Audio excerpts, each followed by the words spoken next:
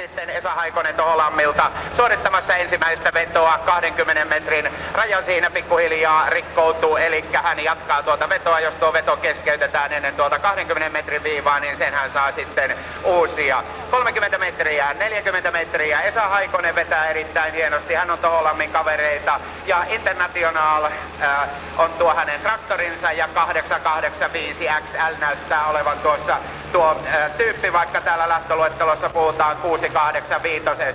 Vielä pitää pyörä, loppuuko voima vai pitorenkaista. Niikka laji siinä mielessä, että välttämättä ei aina tuo voima pelkästään ole se, joka siellä puhuu, vaan täytyy myöskin kuljettajan osata valita sopiva vaihde, ja varsin kevyesti Valmet 555 perässä tulee tuo vetovaunu. Vetovastus koko ajan lisääntyy, eli matkan suhteessa tuo vetovastus lisääntyy. 50 metriä, meneekö rikki sitten, meneekö 60 metriä rikki. Kohta taas nähdään sitten tuolta vasemmalta, eli tuolta Pekan päältä tuon vedon pituus. Eli näin tämä kapina on nyt saatu tässä sitten käyntiin. Tuo Läänin ykköslehti Tapiola, IS Tuote KY, lipputangot, liputustarvikkeet.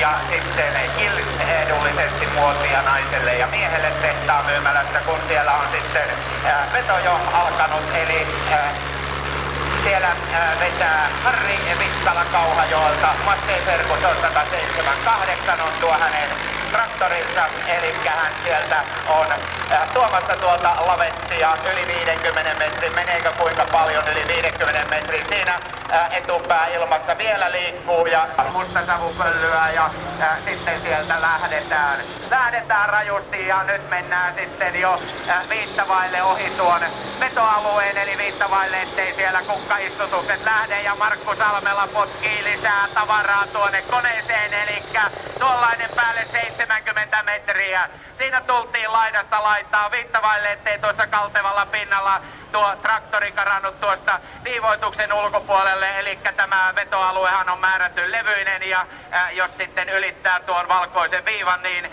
sitten tuo veto hylätään. Kun keulaa pystyyn ja siellä keula pomppii pystyyn ja sitten lähdetään, mutta tukehtuuko tuo traktori tuohon? No ei siinä mitään. Mutta katsotaanpa miten tapahtuu. Kaiken aikaa veto on päällä ja kone liikkuu. Aina sen verran käy etupyörät tuossa pinnassa, että pysyy suunta suunnilleen oikeana. Ja tästä tulee pitkä veto. Keulii. 517 Mikael Lervik Sulvalta ja nyt se pysähtää. Mutta sitten nähdään, että minkälainen tuo Jouni Kallisen veto on. Kierrokset nousevat. Tässä lähdetään varovasti liikkeelle näillä vakiotraktoreilla ja hyvin lähtee tuo lavetti liikkeelle. Jouni Kallinen, joka siellä on vetämässä, on kakkosena tuossa SM-kupissa, eli hänellä on todella hyviä vetoja takana ja hyvin liikkuu tuo lavetti 60 metriä. Menee rikki Fiat 110-90, DT puhuu siinä oikein nätisti 70 metriä. Lavetti siirtyy, eli tuo painolevy siirtyy tuonne eteenpäin ja siinä sitten loppui tuo veto, mutta päälle 70 metriä pikkusen löytyy poweria tuolta Keessarin konehuoneen puolelta sitten, ja Janne Maunula on kakkosena SM-tilastoissa, eli hänellä on 4 kappaletta, 5 kappaletta, 6 kappaletta kakkossijoja. Melkoisen tasainen sarja on tuolla Janne Maunulalla, joka on nyt sitten aloittamassa menoa, ja nyt lähdetään kyllä isoa kovaa, ja nyt siellä on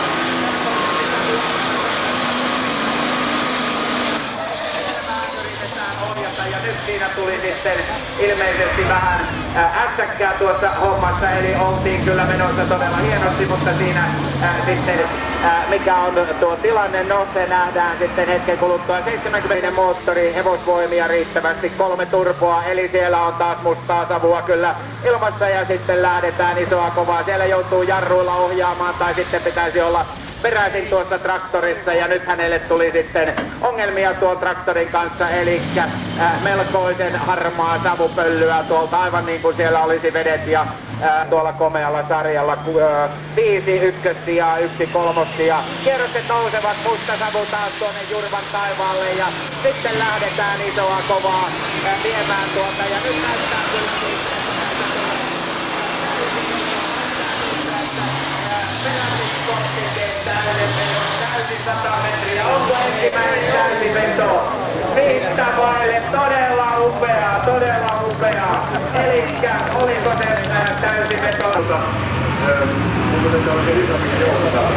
Mut kierrokset nousevat, eli kohta on savua ilmassa ja sitten lähdetään varovasti nätisti Graverin kytkimellä irti tuo lavetti ja sitten mennään kovaa. Eli nyt jos pysytään tuossa radalla, niin jos tuolla jarruilla pystyy sitten Janne pitämään tuo traktori, niin se on täysi veto, sille ei mahda mitään, eli se on upeaa. Todella hienosti. Minusta jo Jannella oli mahdollisuuden omaa kielellä ja tulkitkoon vaikka sitten tuo Vesku sitä, kun siellä kierrokset nousevat tuossa PP-perestroikassa.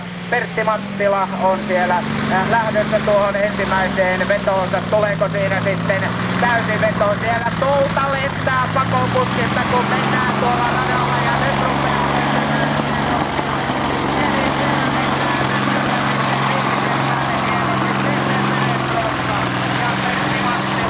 Kempeleeltä noin 1000 hevosvoimaa, 12 sylinteriä, ei turboja, 38,8.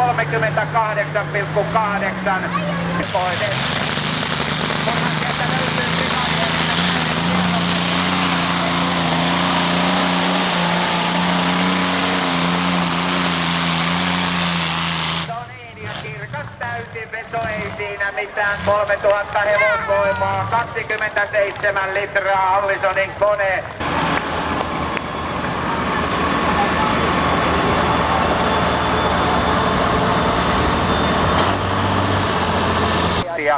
Jollain sisumerkkisellä autolla ja näin lähdetään ja näyttää, että MacGyver meinaa kaivaa ensin itsensä tuohon radan pintaan, mutta sitten kun löydetään sieltä sopivasti tehoja, sitten lähdetään menemään. Elikkä maanrakennus Jorma Peltonen Porvoon maalaiskunnasta on Tero Äyräväisen autonkuljettajan tukijoita ja MacGyver on tuo hänen traktorinsa ja tuollainen 70 metrin luokkaa oleva veto tuolla MacGyver.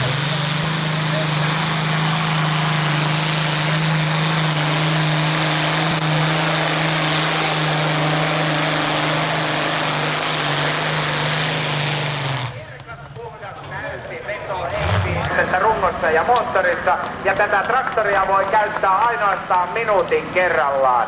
Elikkä todella nyt sitten paremmaksi vaan, eli siellä tuo Scanian kuorma-automoottori 3 turbolla ja ei muuta kuin pamahtaa tuo kone. Elikkä meneekö kone vai meneekö sieltä tuo jäähdytys? Ja nyt kokeillaan sitten tällä perällä, mutta näyttää, että jotain sieltä nyt sitten taas vähän meinasi niin kuin ratketa.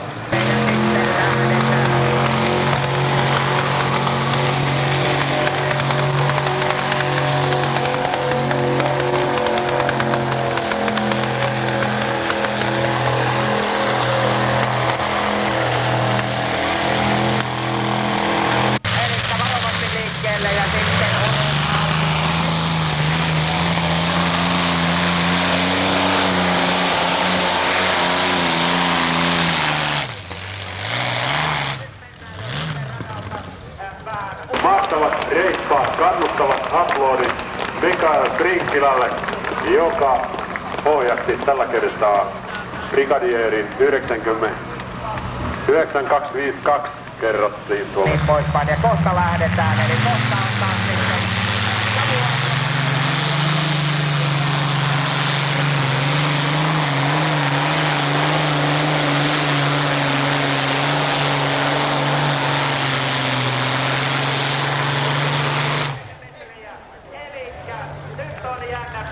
kuinka tässä kävi. Tissilä siirtyy tuonne varikolle valmistautumaan tuohon seuraavaan lähtöön tuolla hienolla koneella, eli tuolla Chariotova Fire tulivaunu traktorilla. Melkoisen näköinen moottorihan tuo pommikoneen moottori on, ties vaikka sillä on sitten pommitettu tuolla toisen maan. Lisää painoja. Martti Nissilä käypi asentamassa. Ahaa, katoppas. No niin, ja tuossa saatiin tietoa, että Martti Nissilä kyllä vielä vähän vaatisi tuota aikaa, eli tuollaisen 10 minuuttia ennen kuin hän pystyy vetämään, eli ennen kuin saadaan sitten tosiaan nuo painot tuonne traktoriin tuohon Chariot of Fire, eli tulivaunu traktoriin. Tuo tulos 65-78 tuolla pohjalla. Mitä tekee Martti Nissilä tuolla tulivaunulla? Pystyykö hän parempaa? Pystyykö hän rikkomaan? Nissilä lähtee tuonne radalle ja siellä mennään nyt sitten väillä ja voimalla. Nyt oli ongelmia hänellä tuon traktorin kanssa, eli nyt kävi sillä lailla sitten, että tuo Chariot of Fire tuossa kovasti tuo vaunun kanssa liikkeellekin. Eli Martti Nissilä Laura-urakointi Turkkain Nissilä omistaa tämän traktorin ja pikkusen räkiin ja pätkii tuon traktorin, mutta vielä liikkuu vetolavetti, eli tuohon lähelle 60 metriä. Eli pikkusen ongelmia tuossa nyt ilmeisesti joko koneen tai kytkimen kanssa, toivottavasti ei mitään ratkaisevaa. Eli radalla oikein viimeisen päälle tiukasti ja kovasti tuossa toisessa vedossa. Ja tietysti kaikki varmasti jännäämme sitä, että päästään nyt alkamaan tuonne radalle.